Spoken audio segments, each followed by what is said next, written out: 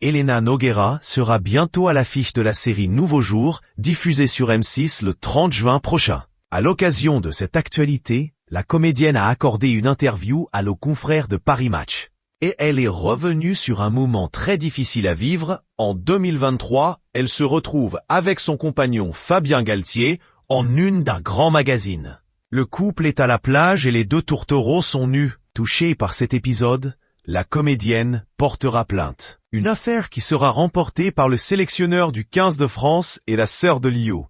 À 56 ans, Elena Nogueira refuse qu'on lui marche sur les pieds. Et durant toute sa carrière, certaines mauvaises langues n'ont pas hésité à la décourager. Je crois que mes meilleurs alliés étaient ceux qui m'empêchaient, confie-t-elle. Mais depuis sa rencontre avec Karine Viard, qui a une grande exigence pour elle et donc pour les autres, la comédienne a su prendre confiance en elle. Elle m'a bien remis les pendules à l'heure. Elle me disait « Tu en as sous le pied, tu joues super bien mais tu n'es pas vraiment là. C'est comme si tu avais peur. Tu n'y vas pas, alors que tu peux. Travaille, sois précise dans ton texte. » Des conseils avisés qu'elle a suivis à la lettre. Désormais, la sœur de Lio va devoir transmettre aux jeunes générations cette confiance.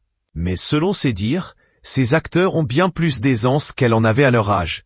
On sent qu'ils ont grandi avec les téléphones et l'habitude d'être filmés. Ils jouent avec une facilité et un naturel déconcertant. Moi, j'ai besoin de temps. Je suis comme un vieux diesel. Eux, ils sont déjà électriques, constate-t-elle. Toutefois, Elena Nogueira évoque un regret ou une angoisse. Je voudrais que les jeunes sachent que leur avenir et leur liberté se jouent dans la lecture. Ils ne devraient pas y renoncer pour les réseaux sociaux qui essayent de leur manger le cerveau. De jolies déclarations pour celle qui va ainsi retrouver son public et qui peut compter, plus que jamais, sur le soutien indéfectible de son compagnon.